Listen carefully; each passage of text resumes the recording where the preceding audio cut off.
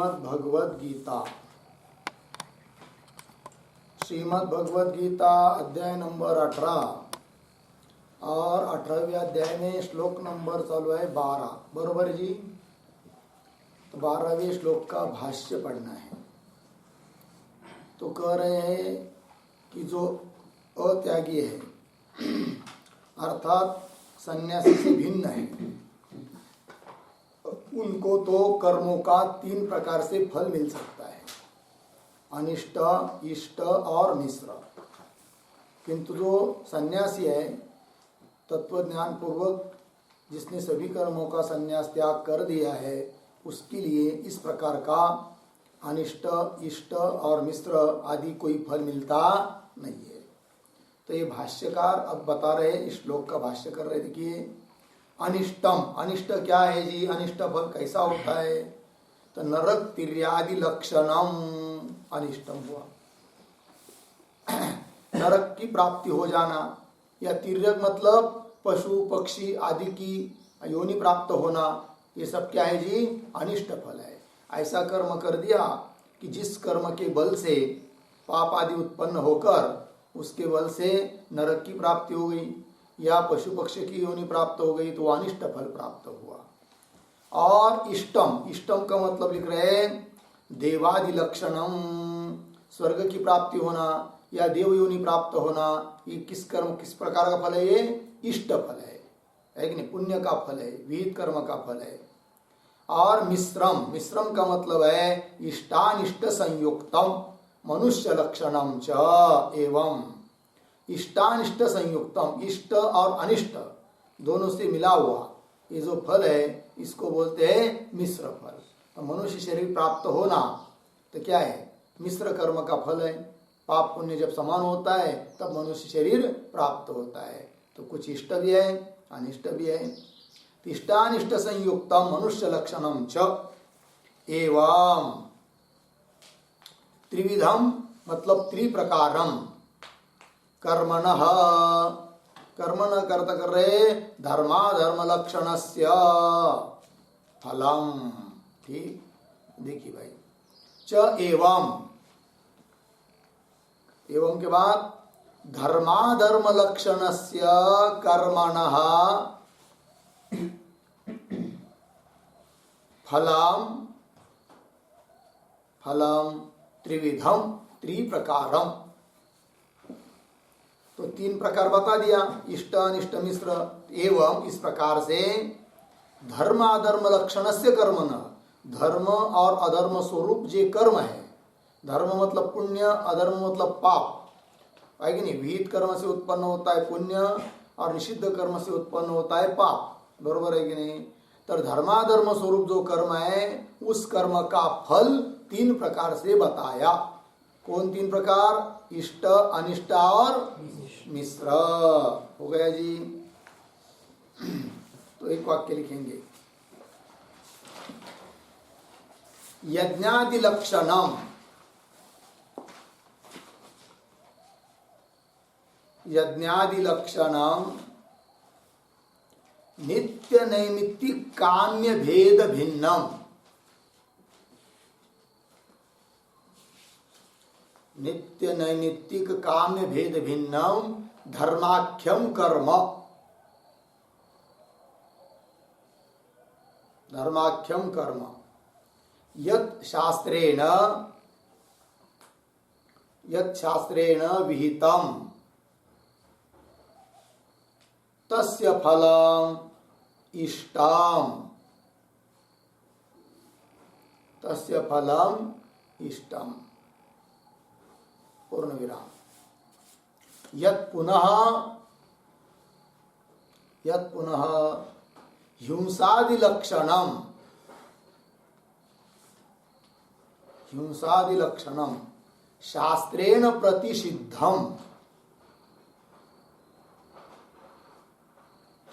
शास्त्रेण प्रतिषिद्धम अधर्माख्यम कर्म, अधर्माख्यम कर्म तस्य फलम अनिष्टम, तस्य फलम अनिष्टम। पूर्ण विराम। यत् कर्म धर्माधर्मो भयात्मकम, धर्माधर्मो भयात्मकम तस्य फलम मिश्रम, मिश्रम पूर्ण विराम। क्रियते इति कर्म, क्रियते इति कर्म हो गया। देखिए भाई अर्थ, जो किया जाता है उसको कर्म बोलते हैं। तो आदमी के द्वारा किस प्रकार का कर्म किया जाता है, विहित या निषिद्ध, तो वही लिखा है। तो यज्ञादि लक्षणम, यज्ञादि स्वरूप जो नित्य नैमित्तिक और काम्य भेद से भिन्न धर्म है नाम जिसका, ऐसा कर्म कि जो कि शास्त्र के द्वारा विहित है, ऐसा जो कर्म है विहितम तस्य फलम इष्टम, इस प्रकार के कर्म का फल मिलता होता है। कैसा? इष्ट। चाहे नित्य कर्म हो, नैमित्तिक हो, काम्य हो, जिसका शास्त्र ने विधान किया है उसका अनुष्ठान करेंगे तो फल मिलेगा इष्ट।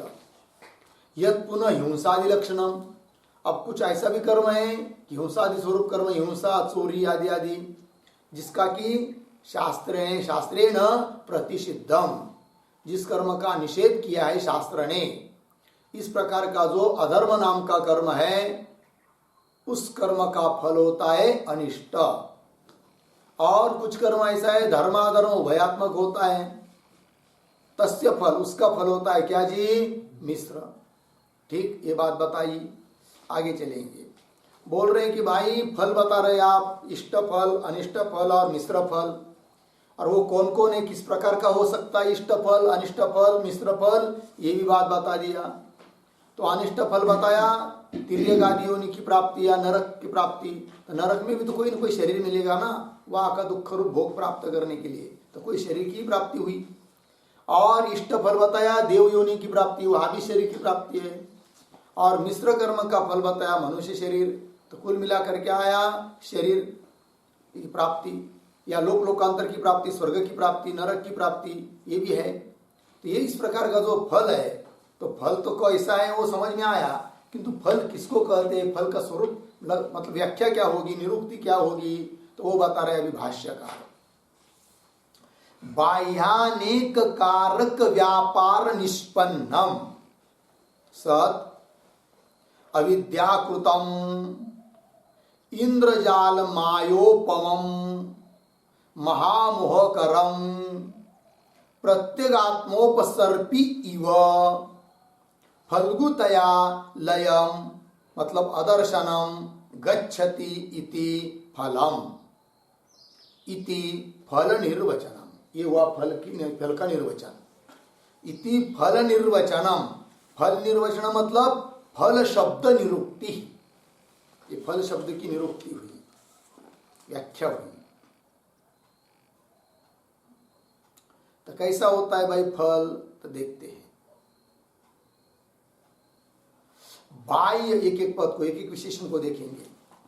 तो बाह्य अनेक कारक व्यापार निष्पन्नम, फल उसको बोलते हैं कि जो अनेक कारकों के व्यापार से निष्पन्न होता है। और अनेक कारक कौन से? बाह्य। बाह्य मतलब कौन से? अनात्म साधन सिद्धम इत्यर्थ। बाह्य अनेक कारक व्यापार निष्पन्नम, इसके लिए पर्याय शब्द दे सकते हैं अनात्म साधन सिद्धम। अनात्म साधन से जो सिद्ध है उसको बोलेंगे बाह्य अनेक कारक व्यापार निष्पन्न। हो गया। इसका विग्रह लिखते हैं। बाह्यानाम अनेकानाम, बाह्यानाम अनेकानाम कारकानाम, कारकानाम व्यापारैः क्रियाभिः, व्यापारैः क्रियाभिः निष्पन्नम निर्वृत्तम पूर्णविराम। अतएव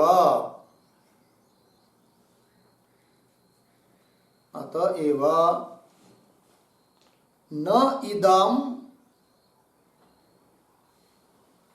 प्रत्यगात्मोपसर्पी वस्तुतः इति भावः। अतएव न इदम प्रत्यगात्मोपसर्पी वस्तुतः इति भावः। ठीक, देखिए भाई अर्थ।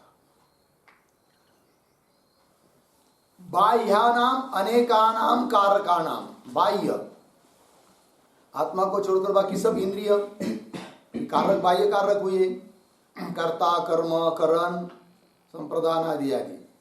तो बाह्यानाम अनेकानाम कारकानाम, अनेक कारकों के व्यापार से, व्यापार मतलब क्रिया, तो व्यापार ही अर्थात क्रिया भी, क्रियाओं के द्वारा निष्पन्नम, निष्पन्न मतलब निर्वृत्तम, संपादितम, उसको बोलते हैं बाह्यानेक कारक व्यापार निष्पन्नम सत।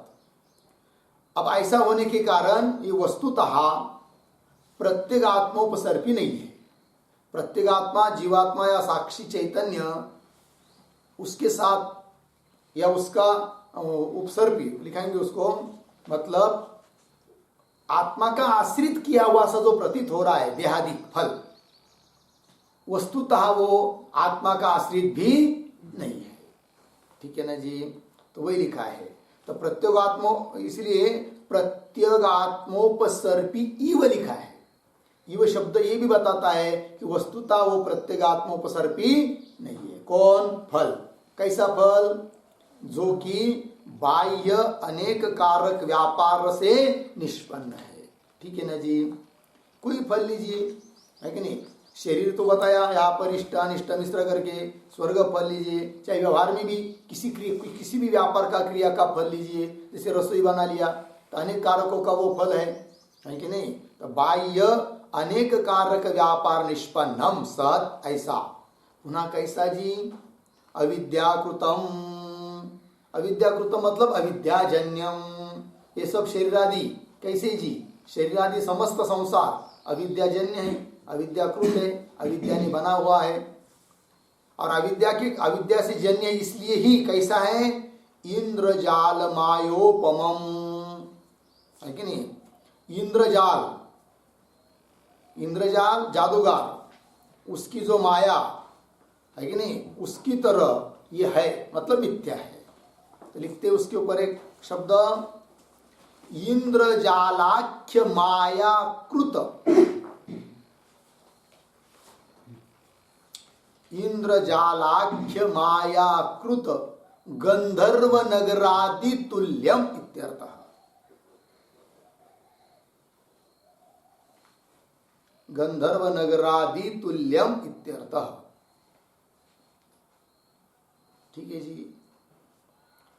इंद्रजालाख्य जो माया, इंद्रजाल जादूगर, उसकी जो माया होती है कि नहीं, तो इंद्रजाल नाम की माया, उसके द्वारा बनाया हुआ जैसा गंधर्व नगर है, उसकी तरह ये है यह सभी प्रकार का फल। ठीक है जी, ये फल के विशेषण है सब। अविद्याकृतम इंद्रजाल मायोपमम। और कैसा? महामोहकरम। महामोहकरम मतलब क्या? एक वाक्य छोटा सा, प्रतीतित रमणीयत्वाभासात् महामोहकरम। प्रतीतित रमणीयत्वाभासात् महामोहकरम। देखिए जो भी फल है ये सब महामोहकर है भाई। मतलब क्या? प्रतीतित, देखने से लगता है कि बहुत रमणीय है करके। ठीक है जी। तो प्रतीतित रमणीयत्व आभासात्, प्रतीत देखने मात्र से ही रमणीय जैसा लगता है, इसलिए मोह को करता है, वो अविवेक उत्पन्न कर देता है। तो महामोह को कराने वाला है ये सभी प्रकार का शरीरादि फल। ठीक है जी। तो महामोहकरम। और कैसा? प्रत्यगात्मोपसर्पी इव, है कि नहीं। प्रत्यगात्मा जीवात्मा है कि नहीं, उसका उपसर्पण मतलब क्या? उसका आश्रित सा प्रतीत होता है। कौन? फल। कौन सा? ये सब देहादिक फल ऐसा लगता है कि आत्मा के आश्रित है करके, किंतु वस्तुतः देखा जाए तो ये सब अनिर्वचनीय है। आप दिख रहा है सर्प, इसीलिए संगति लगाने के लिए तो बोल सकते हैं, तो सर्प किसके आश्रित है? वो रज्जु के आश्रित है। किंतु वस्तुतः देखा जाए तो सर्प ही नहीं है, तो रज्जु के आश्रित कैसा हो जाएगा? क्योंकि सर्प कैसा है? फिर अविद्याकृत है, मायामय है कि नहीं? रज्जु के आश्रित तो कहने भर के लिए है। उसी प्रकार जो प्रत्येगात्मा है साक्षी चैतन्य, उसके आश्रित सा प्रतीत हो रहा है। कौन? देहादिक फल, लेकिन वैसा वो है नहीं, इसलिए लिख दिया इव, प्रत्यगात्मोपसर्पी इव। ठीक है, लिखते इसके पर एक छोटी छोटी सी टिप्पणी। ननो असंगस्य आत्मनः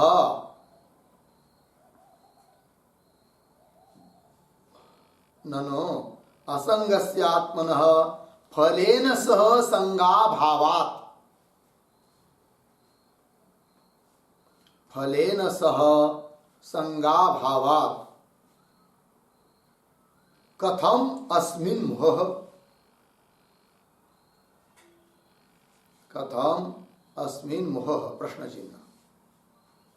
अतः आह प्रत्यगात्मेति, प्रत्यगात्मेति पूर्ण विराम,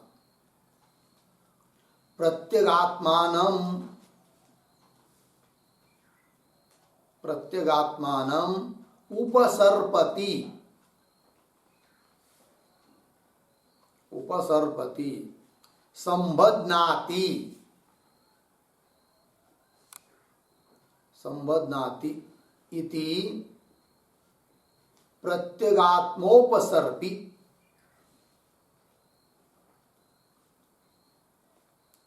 प्रत्यगात्मोपसर्पि पूर्ण विराम तद इव भासमानम इति शेषः, तद इव भासमानम इति शेषः पूर्ण विराम। आत्मसंगी इव भाति इत्यर्थः, आत्मसंगी इव भाति इत्यर्थः। ठीक, देखिए भाई अर्थ। पूर्व पक्षी बोल रहा है कि असंगस्य आत्मन, आत्मा तो असंग है, उसके साथ किसी का भी लेप नहीं हो सकता, संग नहीं हो सकता, संबंध नहीं हो सकता है। तो असंगस्य आत्मन फलेन सह, शरीरादि जो फल है उसके साथ संगाभाव, संग ही नहीं होगा, क्योंकि आत्मा कैसा है? असंग है। और यदि संग ही नहीं होता है तो कथम अस्मिन मोह, तो उसके बारे में मोह उत्पन्न होता है। मोह कराने वाला ये फल है, मोह कारक फल है शरीरादि फल, ये कैसे कह रहे हो? उस फलित फल रूप जो शरीरादि के, उसके साथ आत्मा का संग हो, संबंध हो, तब तो जाकर ये कह सकते हैं कि महामोह उत्पन्न कराने वाला ये फल है करके। किंतु बात यह है कि आत्मा का तो उन फल की किसी के साथ भी संग हो नहीं सकता, क्योंकि आत्मा कैसा है? असंग है। तो कथम अस्मिन मोह? प्रश्न पूछा, उत्तर दिया प्रत्यगात्मोपसर्पी, इस पंक्ति के द्वारा उसका स्पष्टीकरण कर रहे हैं। प्रत्यगात्मानम उपसर्पति, उपसर्पति का अर्थ कर दिया संबध्नाति इति प्रत्यगात्मोपसर्पी, प्रत्यगात्मा के साथ जिसका संबंध होता है उसको बोलते हैं प्रत्यगात्मोपसर्पी। किंतु आगे तदीव भासमानम, मतलब प्रत्यगात्मा के साथ संबंध है इसका, इसकी तरह भाषित होता है, प्रतीत होता है। कौन? फल, शरीरादि जो भी फल है वो कैसा प्रतीत हो रहा है कि आत्मा के साथ इसका क्या है? संग है, संबंध है, ऐसा प्रतीत होता है। वस्तुतः कोई संबंध उसका आत्मा के साथ होता नहीं है। इति प्रत्यगात्म तदीव भासमानम है कि नहीं? इति शेषः तदीव, तदीव मतलब उसके साथ संबंध है, ऐसी उसकी प्रतीति आती है। क्यों? उसकी तरह ही है, अर्थात यही आत्मा है, ऐसी भी प्रतीति आती है। शरीर को ही लोग आत्मा समझते हैं कि नहीं? तो प्रत्यगात्मा का उपसर्पण संबंध इसके साथ है, इसकी तरह प्रतीत होता है ये सब फल, इसलिए उस फल को लिख दिया प्रत्यगात्मोपसर्पी इव। एक शब्द में कहना हो तो आत्मसंगीव भाति, प्रत्यगात्मोपसर्पी इव मतलब क्या? आत्मसंगी इव, आत्मा के साथ इसका संग है, संबंध है, क्यों यही आत्मा है ऐसा प्रतीत होता है कि नहीं?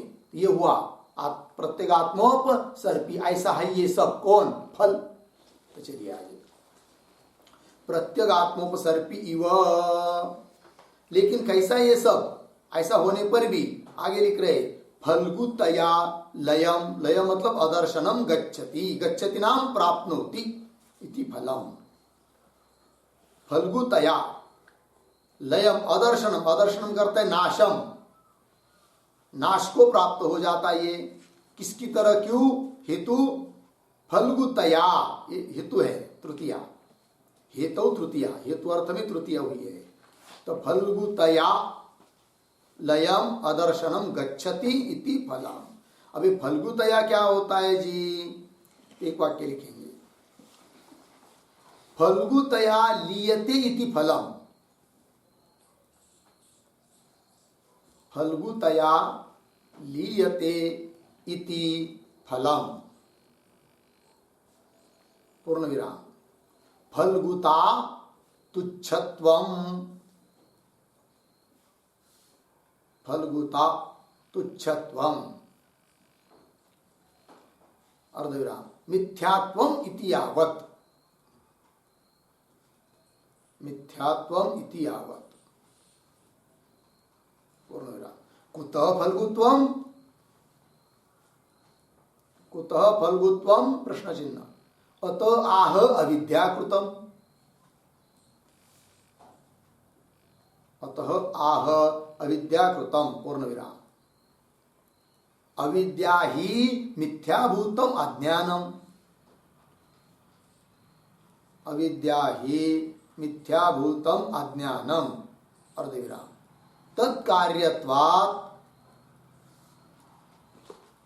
तत्कार्यत्वात् फलम अपि मिथ्याभूतम एव, फलम अपि मिथ्याभूतम एव इत्यर्थः। ठीक है जी, चलिए भाई अर्थ। फल्गुतया लीयते इति फलम, फल्गु होने से कारण वो लीन हो जाता है, नष्ट हो जाता है, उसको बोलते हैं फल। तो फल्गुतया, फल्गुता मतलब तुच्छत्वम, मिथ्यात्वम, मिथ्या होने के कारण वो नष्ट हो जाता है। कौन? फल। कौन सा? इष्ट अनिष्ट मिश्र जो भी है, शरीर आदि फल, संसार, ये सब क्या है? मिथ्या होने के कारण उसका आदर्शन हो जाता है, नाश हो जाता है। तो फल्गुता मतलब तुच्छत्वम किंवा मिथ्यात्वम इति यावत्। क्यों ये फल, इसमें फल्गुत्व क्यों है, मिथ्यात्व क्यों है? तो ये उसको भी बताया, अविद्याकृतम, ये बताया है। अविद्या का कार्य होने से ही ये क्या है जी? मिथ्या है। अविद्या क्या है जी? अविद्या ही मिथ्याभूतम अज्ञानम, अविद्या मतलब मिथ्याभूत क्या? अज्ञान, अज्ञान ही अविद्या है। और तत्कार्यत्वात् फलम अपि मिथ्याभूतम एव इत्यर्थः। अविद्या मिथ्या है तो अविद्या का कार्य जो फल वो भी क्या हुआ? मिथ्या हुआ, है कि नहीं? और मिथ्या होने के कारण वो अदर्शन को प्राप्त हो जाता है, नष्ट हो जाता है, विनाशी है। ठीक है जी, इसलिए लिखा है भाष्य में फल्गुतया लयम अदर्शनम गच्छति इति फलम, इति फल निर्वचनम। फल निर्वचनम, फल शब्द निरुक्ति, व्युत्पत्ति, ये फल शब्द की उत्पत्ति हुई, फल शब्द की निरुक्ति हुई। ठीक है ना? फल शब्द की व्याख्या हुई, और स्पष्ट बोलना हो तो कैसा है जी? फल बाह्यानेक कारक व्यापार निष्पन्नम सत् अविद्याकृतम इंद्रजाल मायोपमम महामोहकरम प्रत्यगात्मोपसर्पी इव, और फल्गुतया लयम अदर्शनम गच्छति इति फलम, फल निर्वचनम। लग गए जी? चलिए आगे। तद एतद एवं लक्षणम फलम, अभी तक बताया हुआ ये सब प्रकार का फल। तद एतद, तद एतद मतलब जो तो जिसका वर्णन किया, इष्ट अनिष्ट और मिश्र। और एवं मतलब ये सब जिसका फल की व्याख्या की ना, बाह्य आने का कार्य, इस प्रकार फल्गुतया लयम अदर्शनम गच्छति। तद एतद एवं लक्षणम फलम, वह यह इस प्रकार का यह जो फल है कैसा है भाई? फलम आगे देखिए, भवति अत्यागिनाम अज्ञानाम कर्मिणाम अपरमार्थ संन्यासीनाम प्रेत्य शरीरपातात् ऊर्ध्वम् न तो परमार्थ संन्यासीनाम परमहंस परिव्राजका नाम केवल ज्ञान निष्ठा नाम क्वचित। ठीक, थोड़ा अन्वय करके पढ़ेंगे। तद एतत् एवं लक्षणम फलम, या तक हुआ। आगे एक शब्द छोड़कर अत्यागिनाम अज्ञानाम कर्मिणाम अपरमार्थ संन्यासीनाम प्रेत्य, प्रेत्य का अर्थ कर दिया शरीर पातात ऊर्ध्वम, शरीर पातात ऊर्ध्वम। फिर लेंगे भवती, पीछे वाला शब्द भवती मिला ना। फिर आगे देखिए, आगे सरल है लगभग, न का केवल न का अन्वय आगे होगा बाद में, तो भी देखिए आगे। तू परमार्थ संन्यासी नाम परमहंस परिव्राजका नाम केवल ज्ञान निष्ठा नाम क्वचित न, हो गया। ये फल जो बताया अभी ऊपर 3 प्रकार का, वो किसको मिलता है और कब मिलता है और किसको नहीं मिलता है, इस बात को इस पैराग्राफ में कहा है। तो वही लिख रहे, तद एतत् एवं लक्षणम फलम, किसको होता है भाई ये फल, किसको प्राप्त होता है, अत्यागिनाम। अत्यागिनाम का मतलब अज्ञानाम कर्मीणाम, जो अज्ञानी है कर्मी है, अर्थात अपरमार्थ सन्यासी नाम, मतलब पारमार्थिक सन्यासी नहीं है उनको। पारमार्थिक सन्यासी मतलब तत्व ज्ञान पूर्वक जिसने सभी कर्मों को छूट गया है उससे, वो हुआ पारमार्थिक सन्यासी। उससे भिन्न जो होता है उसको बोलेंगे क्या, अपरमार्थ सन्यासी नाम प्रेत्य। प्रेत्य का मतलब मरने के बाद, प्रेत्य का अर्थ लिखिए शरीरम विहाय, शरीरम विहाय इत्यर्थः।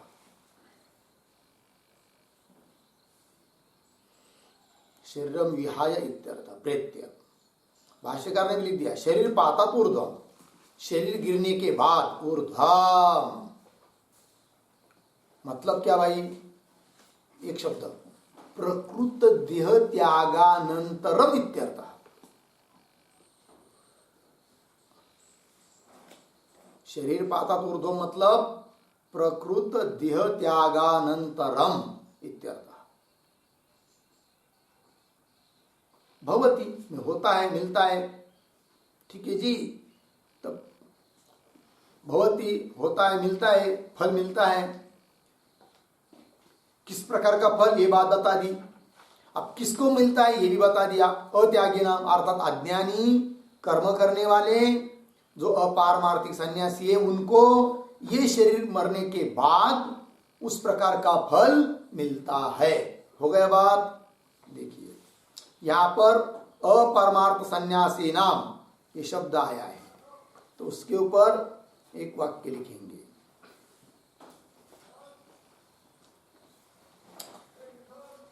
स्वर्गादि लक्षण कर्म फल मात्र त्यागी नाम,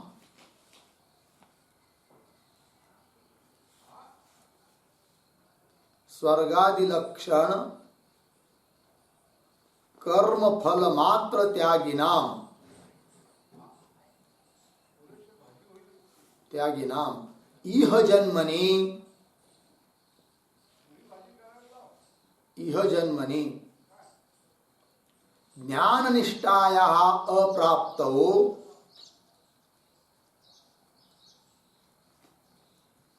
ज्ञान निष्ठायाः अप्राप्तो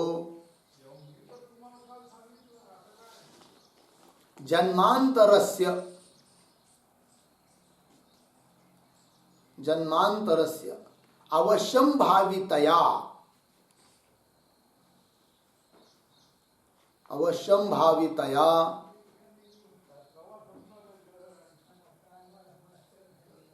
स्यात् एव, स्यात् एव इष्टम मिश्रम वा कर्म फलम, इष्टम मिश्रम वा कर्म फलम इति भावः। पूर्ण विराम। न ही न ही फल त्याग मात्रात मुक्ति, न ही फल त्याग मात्रात मुक्ति, पूर्ण विराम। न च त्यागात् शान्तिरनन्तरम् इति उक्तम् इति वाच्यम्, न च त्यागात् शान्तिरनन्तरम् इति उक्तम् इति वाच्यम्, पूर्ण विराम। स्तुति परत्वात् तस्य, स्तुति परत्वात् तस्य, हो गया। चलिए भाई अर्थ। स्वर्गादि लक्षण कर्म फल मात्र त्यागी नाम इह जन्मनि, जिन्होंने कर्म तो कर रहे हैं, नित्य निमित्तिकादि कर्म है कि नहीं, किंतु स्वर्गादि फल की इच्छा की नहीं, उस फल का त्याग कर दिया। तो स्वर्गादि लक्षण, स्वर्गादि लक्षण कर्म फल, स्वर्गादि स्वरूप जो कर्म का फल है उसको ही केवल त्यागी नाम यह जन्मनी ज्ञान निष्ठाया अप्राप्त हो। अब स्वर्गादि फल की तो इच्छा रखी नहीं, त्याग दिया, नित्य नैमित्य कर्म का अनुष्ठान कर रहे हैं, अंतकरण शुद्ध भी हो गया समझ लीजिए। अब इस जन्म में ज्ञान निष्ठा प्राप्त होनी चाहिए थी, किंतु कुछ प्रतिबंध आया, नहीं हो पाई, तब क्या होगा उसका, तो बता रहे यह जन्मनी ज्ञान निष्ठाया अप्राप्त। यदि ज्ञान निष्ठा उसको प्राप्त नहीं होती, यदि ज्ञान निष्ठा प्राप्त होती है तो मोक्ष मिल जाएगा, किंतु ज्ञान निष्ठा प्राप्त नहीं होती है तो जन्मांतर से अवश्यम भावित है, तो जन्म तो अवश्य लेना ही पड़ेगा, क्योंकि ज्ञान हुआ नहीं है। ज्ञान होने के बाद ही मोक्ष मिलता है। भले अभी नित्य कर्म करने से या फल त्याग पूर्वक कर्म करने से अंतकरण तो शुद्ध हो गया, किंतु उतने मात्र से तो जन्म का अभाव होगा नहीं, जन्म तो अवश्य मिलेगा ही। फिर उसको कौन सा जन्म मिलेगा, तो बता रहे अप्राप्तो जन्मांतर से अवश्यम भावितया स्यादेव, उसको तो स्यादेव होगा ही क्या, इष्टम मिश्रम व कर्म फलम। एक तो इष्ट फल में होगा, नहीं तो मिश्र फल मिलेगा उसको, है कि नहीं।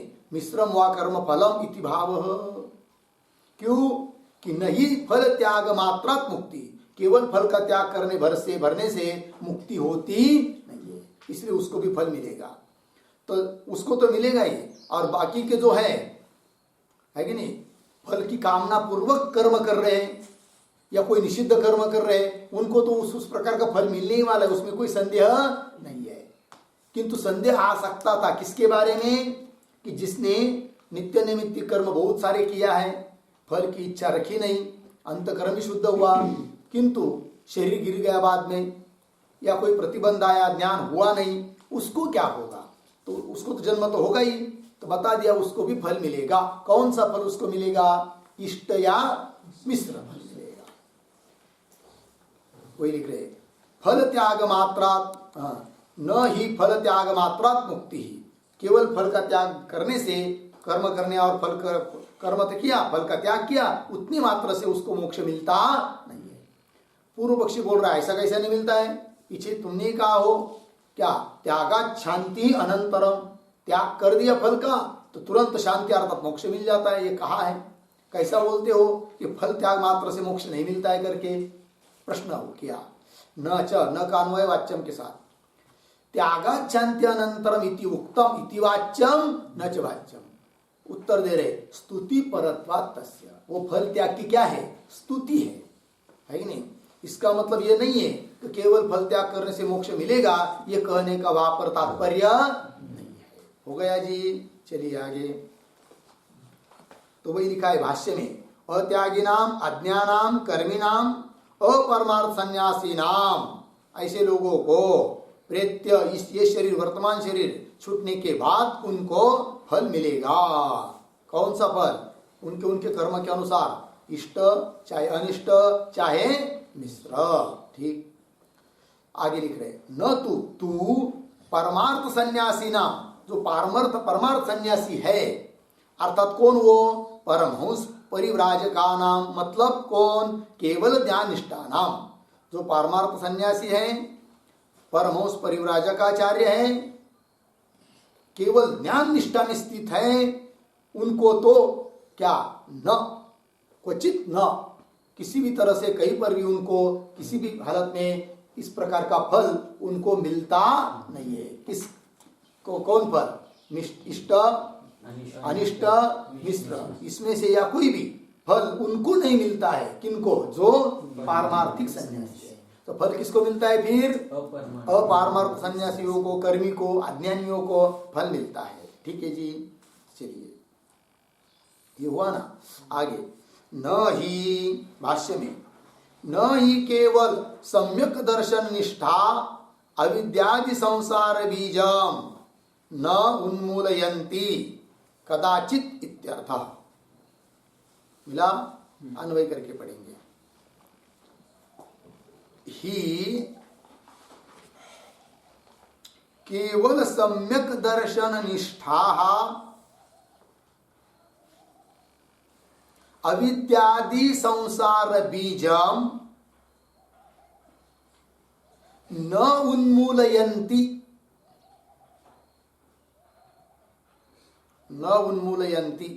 इति कदाचित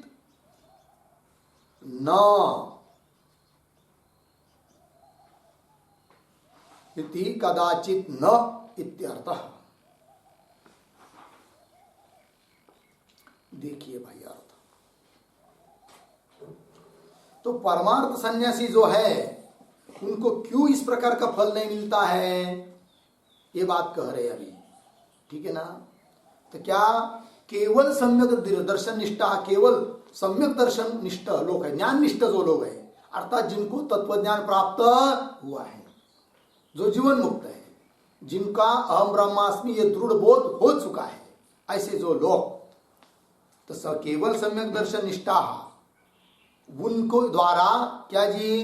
अविद्यादि संसार बीजम, अविद्यादि आदि पदार्थ, अविद्यादि आदि है ना, आदि पदार्थ रागादि ग्रहणम,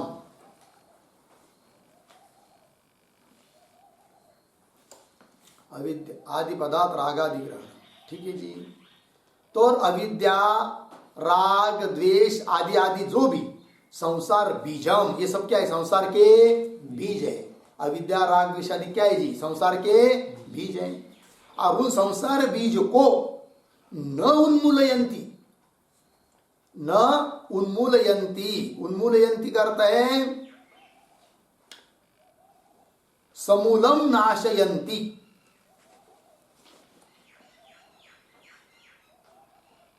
समूलम नाशयन्ति। ठीक है, अर्थ पुनः देखिए वाक्य को। ही केवल सम्यक दर्शन निष्ठा अविद्यादि संसार बीजम न उन्मूलयन्ति इति कदाचित न, तब वाक्य पूरा हुआ। उन्मूलयन्ति में रुकना ही है। ठीक है ना? न उन्मूलयन्ति इति कदाचित न, मतलब क्या? तत्वज्ञानी अविद्यादि संसार बीज का नाश नहीं करता है ऐसी बात नहीं, अर्थात जरूर नाश करता ही है। जब दो नकार आते थे एक होकर तैयार हो जाता है ना, है कि नहीं? ये आदमी 10 तरबूज खाएगा नहीं ऐसी बात नहीं, इसका मतलब जरूर खाएगा, है कि नहीं? होते हैं ना कुछ कुछ लोग, एक ही बैठक में ही कितने खा सकते हैं? 10-10 तरबूज खाते, एक पार्टी भर सीताफल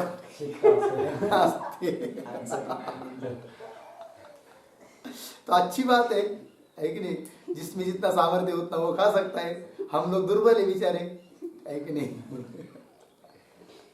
तो चलिए, समझ में आया भाई बात? तो देखिए, तो वही लिखा या 2 नकार आया है कि केवल सम्यक दर्शन निष्ठा विद्यादि संसार बीजम न उन्मूलयन्ति इति कदाचित न इत्यर्थः। मतलब वो उन्मूलन करते ही है, नष्ट कर ही देते हैं। किसको? अविद्यादि संसार बीज को। अब जिसने अविद्यादि संसार बीज का ही तत्व ज्ञान के बल से नाश कर दिया, उसको अब फल मिलेगा क्या? कर्मों का फल। उन कर्म ही नहीं, उनके कर्म ही नहीं कर रहा है वो, उसका फल कहां से? तो कर्म ही नहीं है, फल भी नहीं है उनके लिए। ठीक है जी, ये बात हो गई। तो बहुत सारा चिंतन हुआ ना है कि नहीं, कर्म का मतलब फल किस किस प्रकार का होता है और उस फल का स्वरूप क्या है, वो फल किसको मिलता है, किसको नहीं मिलता है, और जिसको जिसको मिलता है उसको कब मिलता है, और जिसको नहीं मिलता है उसको क्यों नहीं मिलता है, इन सभी प्रश्नों का उत्तर यहाँ पर होता है। ठीक है जी, इसको बाद में चिंतन करेंगे। तो यहाँ पर शब्द आया है कदाचित, एक वाक्य लिखेंगे उसके ऊपर।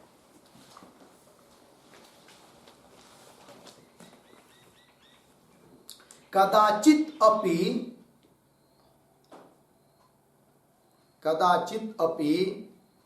न नोन्मूलयन्ति ही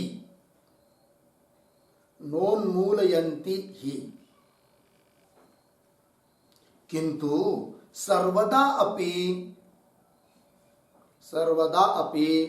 अवश्यम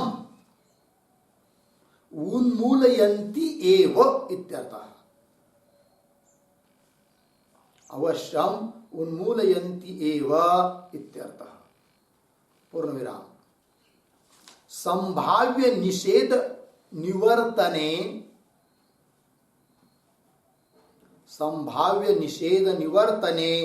द्वौ नयौ। संभाव्य निषेध निवर्तने द्वौ नयौ। पूर्ण विराम।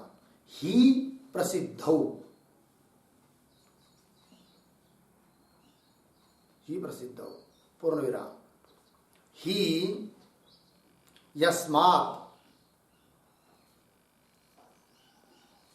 ही यस्मात् न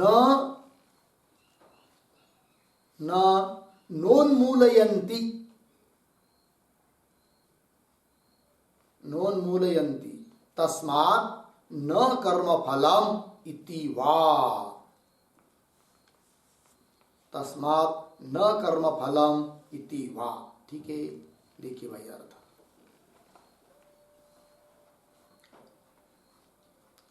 कदाचित अपि न नोन्मूलयन्ति मतलब कदाचित अपि न उन्मूलयन्ति, न मतलब उन्मूलयन्ति एव, यही अर्थ हुआ ना। किंतु सर्वदा अपि अवश्यम उन्मूलयन्ति एव। ठीक, तो बोलेंगे भाई सीधा सीधा लिखना चाहिए था, ऐसा क्यों दो नकार देकर अर्थ वाक्य लिख दिया आपने। सीधा कहना चाहिए था ना, क्या कि केवल सम्यक दर्शन निष्ठा अविद्यादि संसार बीजम उन्मूलयन्ति, बस हो गया। तो न उन्मूलयन्ति कदाचित इति न, ऐसा क्यों कर दिए इतना सब डबल नकार करके। जो बात बतानी थी वो ऐसे भी बता सकते थे ना, न का डबल उपयोग करके बताया, ये क्यों, तो उसका उत्तर दिया है। बोलेंगे भाई कुछ कुछ जगह ऐसा करना ही पड़ता है। कहाँ पर करना पड़ता है ऐसा, दो नकार देकर हकार बताना। कहाँ पर, संभाव्य निषेध निवर्तने द्वौ नयो, जहां पर कदाचित संभावना होती निषेध की, तो संभावित निषेध को हटाने के लिए दो नकार देने पड़ते हैं। समझ में आया। समझ लीजिए किसी ने कह दिया है ये नहीं, ये आदमी 10 तरबूज खाता है भाई, एक आदमी एक साथ बैठकर एक की बैठक में। दूसरा बोलेगा पागल कुछ भी बोलते हो, ऐसे हो ही नहीं सकता। तो संभावित निषेध हुआ कि नहीं, नहीं हो सकता, वो कर रहा है नहीं खा सकता है, संभावित निषेध हुआ। अब उसको हटाने के लिए फिर बोलेगा ओ क्या ये आदमी 10 तरबूज खा नहीं सकता, ऐसा नहीं है भाई, इसका मतलब खाता ही है। तो संभावित निषेध का हटा दिया ना दो नकार का प्रयोग करके, वही लिखा है। संभाव्य निषेध निवर्तने, संभाव्य निषेध को हटाने के लिए दो नयो, दो नकार होते। तो यहाँ पर कदाचित कोई बोलेगा तत्व ज्ञान के द्वारा अविद्यादि संसार बीज नष्ट नहीं होगा, तो संभावित निषेध हुआ, तो उसको हटाने के लिए दो नकार दिया। न उन्मूलयन्ति इति न, अर्थात उन्मूलयन्ति एव, नष्ट ही कर देते हैं संसार बीज को, अविद्या को, इसलिए उनको फल मिलता नहीं है। किनको, परमार्थ सन्यासियों को। अंतिम आया था ना श्लोक के अंतिम पाद में, न तो सन्यासी नाम क्वचित, तो वो हुआ। ही प्रसिद्ध, ही शब्द जो आया है वो प्रसिद्धि के लिए आया है, ये बात प्रसिद्ध है करके। क्यों हुआ, ही का दूसरा अर्थ कर दिया ही यस्मात् न नोन्मूलयन्ति, है कि नहीं, नष्ट नहीं करता है ऐसी बात नहीं। तस्मात् न कर्म फलम इति भाव, अर्थात अविद्यादि संसार बीज को नष्ट कर देता है, इसलिए उसको कर्म फल मिलता नहीं है। ये बात हो गया जी। चलिए, तो ये हुआ श्लोक नंबर 12 का भाष्य। ठीक है, आगे चलेंगे श्लोक नंबर 13 के भाष्य में अवतरणिका में। अतः परमार्थ दर्शन एव अशेष कर्म संन्यासित्वं संभवति, अर्धविराम, अविद्याध्यारोपितत्वात् आत्मनि क्रियाकारक फलानाम, अर्धविराम, न तु अज्ञस्य अधिष्ठानादीनि क्रियाकर्तॄणि कारकाणि आत्मत्वेन पश्यतः अशेष कर्म संन्यासः संभवति, तदेतत् उत्तरैः श्लोकैः दर्शयति। ठीक, थोड़ा अन्वय करके पढ़ेंगे। पहला वाक्य सरल है, पुनः पढ़ता हूं। अतः परमार्थदर्शिन एव अशेष कर्म संन्यासित्वं संभवति, एक शब्द छोड़कर, आत्मनि क्रियाकारक फलानाम अविद्याध्यारोपितत्वात्, अविद्याध्यारोपितत्वात्, आगे तू एक शब्द छोड़कर अधिष्ठानादीनि क्रियाकर्तॄणि कारकाणि आत्मत्वेन पश्यतः अज्ञस्य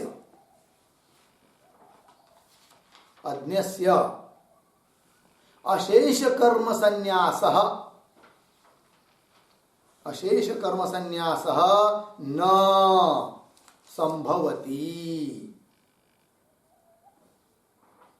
संभवति। ठीक, तदेतत् उत्तर श्लोक ही दर्शयति, आगे वाला। ठीक है, चलिए भाई अर्थ। अतः का मतलब क्या है? अतः का शब्द अर्थ लिखिए। अतः शब्द का अर्थ विद्यया सांख्यैः अविद्यादि संसार बीजस्य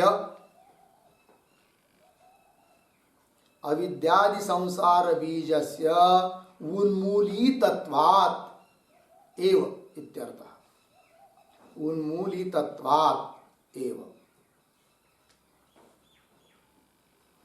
देखिए भाई अर्थ, अतः मतलब क्या? तो विद्या के द्वारा, सांख्य शब्द का अर्थ क्या है? तत्वज्ञानी भी, तत्वज्ञानियों के द्वारा, ज्ञानी भी, विद्या के द्वारा तत्वज्ञानियों ने अविद्यादि संसार बीज से उन्मूलितत्वात्, अविद्यादि संसार बीज का उन्मूलन कर दिया होने से क्या? परमार्थदर्शिन एव, अतः परमार्थदर्शिन एव अशेष कर्म संन्यासित्वं संभवति। ठीक है, अशेष कर्म संन्यासित्व ये किसको हो सकता है, किसको नहीं हो सकता है, ये चर्चा। तो किसको हो सकता है जी? जो तत्वज्ञानी है, परमार्थदर्शी है, क्योंकि विद्या के द्वारा उसने अविद्यादि संसार बीज का उन्मूलन कर दिया है। न उसका कोई देह के साथ तादात्म्य है, न देह को अपना समझता है। ठीक है ना, वो तो तत्वज्ञानी हो चुका है। अहम ब्रह्मास्मि, उसकी वृत्ति स्थिर हो चुकी है, इसलिए उसके द्वारा सभी कर्मों का संन्यास हो सकता है, होता है, पारमार्थिक संन्यास जिसको बोलते हैं। अतः परमार्थदर्शिन एव अशेष कर्म संन्यासित्वं संभवति। क्यों हेतु दिया? आत्मनि क्रियाकारक फलानाम अविद्याध्यारोपितत्वात्, आत्मा में क्रिया कारक फल ये सब क्या है? अविद्या के द्वारा अध्यारोपित है, अध्यस्त है, और उस अध्यास की निवृत्ति इसकी हो चुकी है, इसलिए इसके द्वारा तो सभी कर्मों का संन्यास होता है। अब किसको नहीं होता है? आगे लिख रहे तू नाम परंतु अधिष्ठानादीनि, है कि नहीं? तो अधिष्ठानादि क्या है जी? तो कर्म करने के साधन है, जो आगे आने वाला है श्लोक नंबर वही 13-14 में आएगा अभी। ठीक है ना, तो बता रहे, देखिए तू अधिष्ठानादीनि, अधिष्ठान इत्यादि जो क्रिया कर्तृणी कारकाणी, क्रिया कर्ता कारक ये सब आत्मत्वेन पश्यतः अज्ञस्य, इन सबको आत्मा रूप से देखने वाला जो अज्ञानी, ऐसा जो अज्ञानी पुरुष है, अज्ञस्य अशेष कर्म संन्यासः न संभवति, उसके द्वारा अशेष कर्म का संन्यास नहीं होता है। किसके द्वारा जी? किसके लिए संन्यास नहीं हो सकता? अज्ञानी के लिए। क्यों? कि वो अधिष्ठान आदि जो है, क्रिया कर्ता कारक, इन सबको आत्मा रूप से देख रहा है कि नहीं? अपना स्वरूप करके देख रहा है, इसलिए उसके द्वारा अशेष कर्म का संन्यास होगा नहीं, और तत्व ज्ञानी के द्वारा होगा। ये बात हुई। हाँ, हो गया ना ये सब? हाँ, क्रिया कर्तृ कारकाणि आत्मत्वेन पश्यतः अज्ञस्य अशेष कर्म संन्यासः न संभवति, उसके लिए नहीं होगा। यहां पर अधिष्ठानादीनि पद आया है, तो क्या है वो अधिष्ठानादीनि? तो लिखते एक वाक्य, अधिष्ठानम आदि ही येषाम, अधिष्ठानम आदि ही येषाम तानि अधिष्ठानादीनि, अधिष्ठानादीनि अर्धविराम, तानि च तानि, तानि च तानि क्रिया कर्तृ कारकाणि च, क्रिया कर्तृ कारकाणि च अधिष्ठानादि क्रिया कर्तृ कारकाणि, अधिष्ठानादि क्रिया कर्तृ कारकाणि अर्धविराम। आगे उद्धरण चिन्ह में अधिष्ठानम तथा कर्ता, अधिष्ठानम तथा कर्ता 18.14 इति श्लोकोक्तानि, इति श्लोकोक्तानि क्रिया कर्तृ कारकाणि इत्यर्थः, इति श्लोकोक्तानि क्रिया कर्तृ कारकाणि इत्यर्थः। हो गया जी? देखिए भाई अर्थ, अधिष्ठानादीनि मतलब अधिष्ठानम आदि येषाम तानि अधिष्ठानादीनि, अधिष्ठान है आदि आरंभ में जिनके, उनको बोलेंगे क्या? अधिष्ठानादीनि। तानि च तानि वो अधिष्ठानादि, और कौन है वो सब? क्रिया कर्तृ कारकाणि, क्रिया कर्ता कारक है कि नहीं, ये सब आएंगे 14वें श्लोक में। च अधिष्ठानादि क्रिया कर्तृ कारकाणि, जिसका उल्लेख 14वें श्लोक में आएगा, वो सब क्रिया कर्ता कारक, उन सबको आत्मा रूप से देखने वाला जो है अज्ञानी पुरुष, उसके द्वारा अशेष कर्म का संन्यास नहीं होता है। वही लिखा है, क्रिया कर्तृ कारकाणि आत्मत्वेन पश्यतः। तो आत्मत्वेन पश्यतः, इसके ऊपर लिखते एक वाक्य,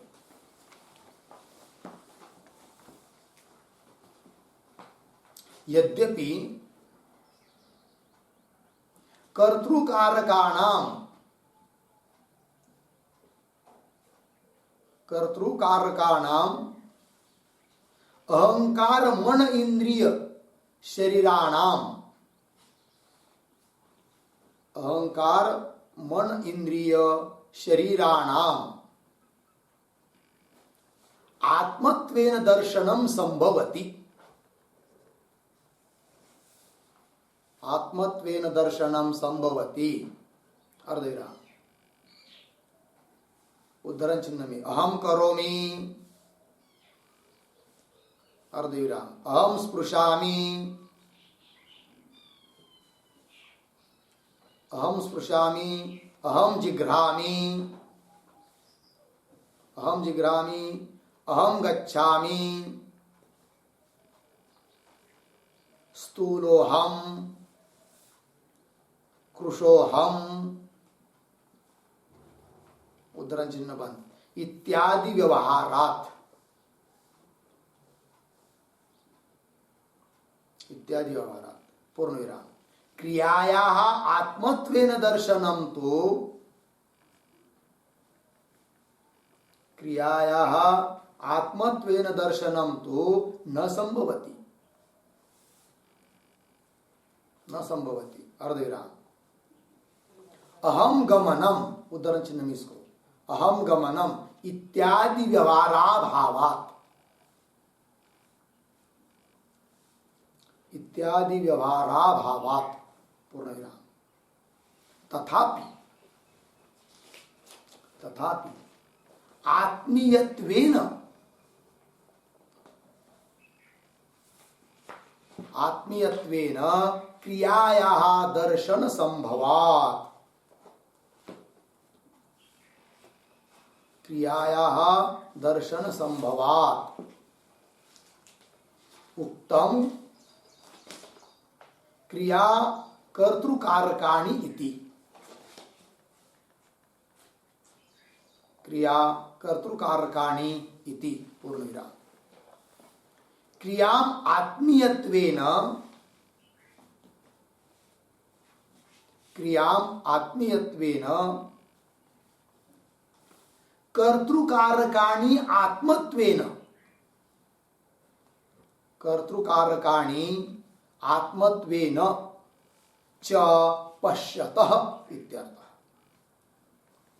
च पश्यतः इत्यर्थः। ठीक है जी, चलिए भाई अर्थ। तो जो लिखा है भाष्य में कि क्रिया, कर्ता, कर, कारक, करण इत्यादि आदि सबको आत्मा रूप से देखता है वो अज्ञानी। तो उसमें कुछ चीजों को आत्मा रूप से तो देख सकता है, मतलब आत्मा होता नहीं है, अज्ञान के कारण आत्मा रूप से देख सकता है, किंतु उसमें कुछ ऐसी भी है क्रिया वगैरह कि जिसको आत्मा रूप से देखा नहीं जाता है। जब आत्मा रूप से उनको देखा नहीं जाता है तो कैसा भाष्यकार ने लिख दिया कि आत्म क्रिया कर्तृ कारकाणि आत्मत्वेन पश्यतः। तो उसका अर्थ हम लोग समझेंगे तो किसी को आत्मा रूप से देखता है और किसी को आत्मीयत्वेन रूपेण देखता है, ऐसा अर्थ कर लेंगे तो संगति लग जाती है। तो किसको आत्मा रूप से देख सकता है और किसको नहीं देख सकता है वो बता रहे हैं। अभी देखिए, यद्यपि कर्तृकारकाणाम, कर्ता है कि नहीं, और कारक करण वगैरह, तो कर्तृकारण कारकाणाम कौन ऐसे, अहंकार, मन, इंद्रिय, शरीराणाम आत्मत्वेन दर्शनम संभवति, इनके बारे में तो आत्मा रूप से दर्शन हो सकता है। कैसे लिख दिया, अहम करोमि, मतलब आत्मा है वही बताने का तात्पर्य नहीं है, भ्रम के कारण उसको आत्मा रूप से दर्शन कर सकता है। ठीक है ना, क्या हुआ, क्या करना है करो ना। पर तो देखिए, यद्यपि कर्तृकारकाणाम, कर्तृकारक कौन, अहंकार, मन, इंद्रिय, शरीराणाम आत्मत्वेन दर्शनम संभवति, इनके लिए तो आत्मा रूप से दर्शन इनका हो सकता है। कैसे, अहम करोमि है कि नहीं, आत्मा रूप से दर्शन हुआ, मैं करता हूं, अहम स्पृशामि, अहम जिघ्रामि, अहम गच्छामि, स्थूलोहम, कृशोहम है कि नहीं, इत्यादि व्यवहार, इत्यादि व्यवहार से पता चल रहा है कि आत्मा रूप से इनको देख सकता है करके। किंतु जो क्रिया है, क्रिया मतलब कर्म, क्रिया, क्रियाया आत्मत्वेन दर्शनम न संभवति, क्रिया के बारे में आत्मा रूप से दर्शन नहीं हो सकता।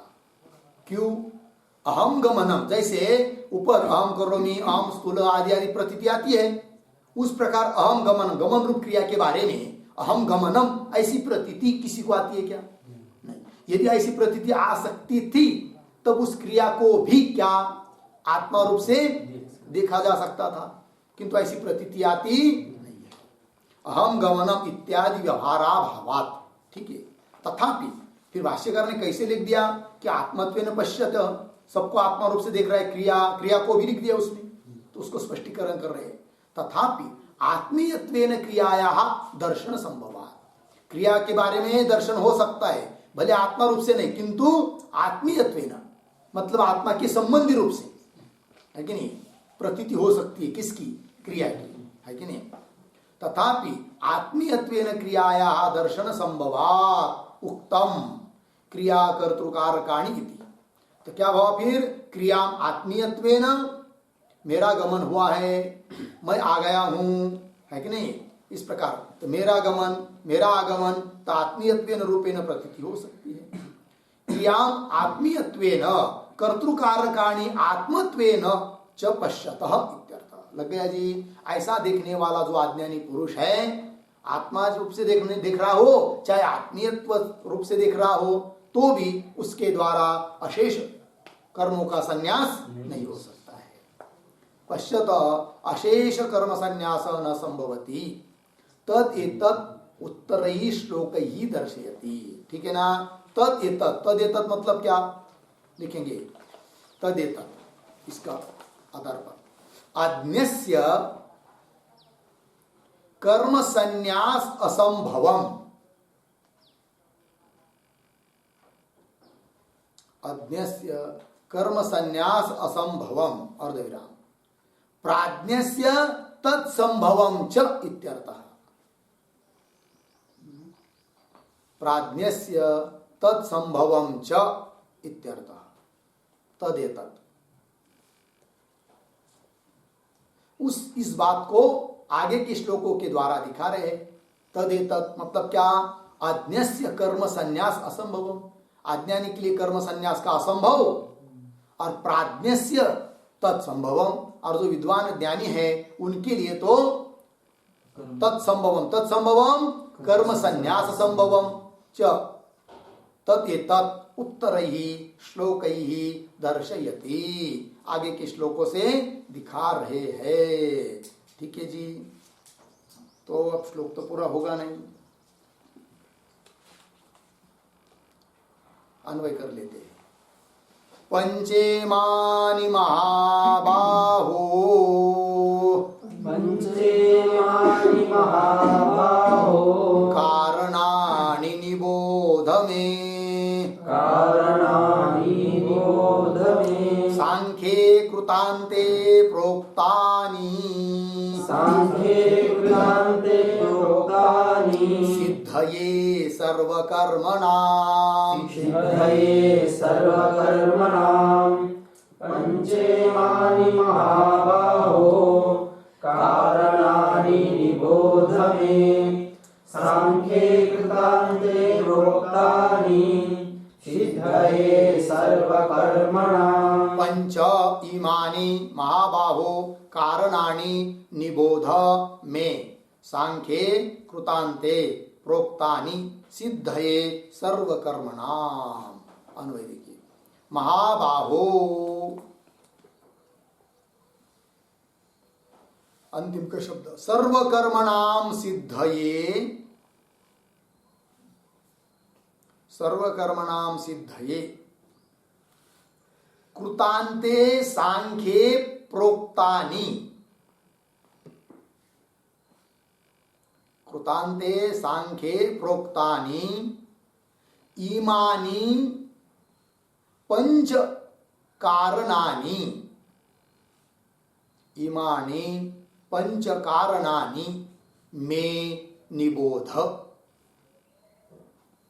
ठीक?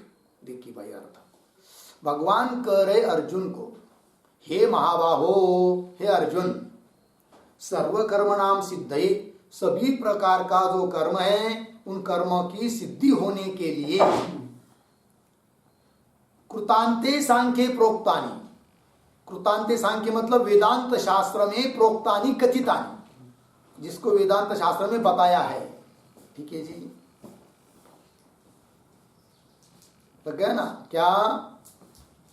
हे महाबाहो, हे अर्जुन, सर्वकर्मणाम सिद्धये, सभी कर्मों को सिद्ध होने के लिए कृतांते सांख्य अर्थात वेदांत शास्त्र में प्रोक्तानि, जिनको बताया है, ऐसे कौन?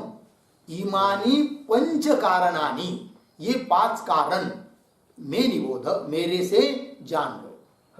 और क्या करें? ये 5 कारणों को मेरे से जान लो। कौन से 5 कारण? वो कौन कौन है वो आगे आएगा, किंतु कहाँ बताए हुए 5 कारण? वेदांत शास्त्र में बताए हुए 5 कारण। किसके कारण?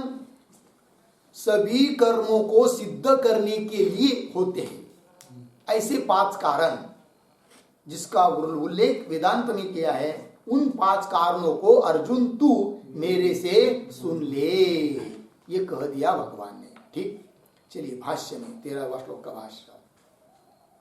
पंच इमानी वक्षमाणानि हे महाबाहो कारणानि, कारणानि मतलब निर्वर्तकानि निबोध में मम इति। अर्थ देखिए भाई, अन्वय करेंगे। हे महाबाहो इमानि वक्षमानानि पंच कारणानि निर्वर्तकानि मे मम निबोध इति। अर्थ देखिए, हे महाबाहो, हे अर्जुन, इमानी वक्षमाणानी पंच कारणानी, यो आगे कहे जाने वाले जो 5 कारण है, कारण है मतलब क्या, निर्वर्तकानी, निर्वर्तकानी संपादकानी, संपादित करने के लिए, किसी भी कर्म को, कार्य को सिद्ध करने के लिए 5 कारण होते हैं। कारणानी निर्वर्तकानी संपादकानी में मतलब मम, मेरे से, निबोध जान ले, सुन ले, ये कह दिया भगवान ने। किसको? अर्जुन को। ठीक है जी। उत्तरत्र चेतः समाधानार्थम अर्धविराम वस्तु वैषम्य प्रदर्शनार्थम च तानि कारणानि ज्ञातव्यतया स्तौति। ये जो 5 कारण है ना, वो मेरे से सुन ले, जान ले, जानना चाहिए, इस रूप से स्तुति कर रहे भगवान इन 5 कारणों की, है कि नहीं? जानना चाहिए। है अर्जुन, अरे इधर उधर ध्यान मत दे, जान ले, मेरे से जान ले, तू जानने चाहिए, इस प्रकार से, मतलब बहुत गंभीर बात है, स्तुति कर रहे हैं उनकी। क्यों? 2 कारण है इसमें। उत्तरत्र चेत समाधानार्थम, आगे जो भी बात उपदेश कहेंगे, जो भी बात कहेंगे, उसमें अर्जुन का चित्त समाहित करने के लिए, चित्त को लगाने के लिए, क्योंकि अभी से कह दिया जान ले, तब वो आगे ध्यान देकर सुनेगा। अच्छा बताओ क्या है, ठीक है ना? तो वही उत्तरत्र मतलब आगे के उपदेश में, आगे के कथन में, चेतः समाधानार्थम, चित्त को, अर्जुन के चित्त को समाहित करने के लिए, चित्त को लगाने के लिए एक बात, और वस्तु वैषम्य प्रदर्शनार्थम च। वस्तु वैषम्य, वस्तु वैषम्य मतलब जो आगे बात कही जाने वाली है, अधिष्ठानादिक 5 कारण, उनको जानना बहुत कठिन है, समझना बहुत कठिन है, समझ में आना, इस बात के लिए वस्तु वैषम्य प्रदर्शनार्थम, वस्तु का वैषम्य, वस्तु की कठिनता, वस्तु का जानना कठिन है, उसका ज्ञान होना कठिन है, इस बात को प्रदर्शित करने के लिए तानि कारणानि, उन कारणों को ज्ञातव्यतया स्तौति, वो जानने चाहिए, इस रूप से भगवान उन कारणों की क्या कर रहे हैं? स्तुति कर रहे हैं। क्यों कर रहे स्तुति? उत्तरत्र चेत समाधानार्थम एक, दूसरा वस्तु वैषम्य प्रदर्शनार्थम च, भगवान स्तौति, उन कारणों की स्तुति कर रहे हैं। किस रूप से? ज्ञातव्यतया स्तौति, वो जानने चाहिए, ऐसा कहकर उनको, उनकी स्तुति कर रहे हैं। ठीक है जी। अब वो 5 कारण तो अगले श्लोक में आने वाले हैं, किंतु इस श्लोक में एक बात और आई है क्या, कि इन सभी कारणों का उल्लेख किया है कहां पर? कृतांते सांख्य।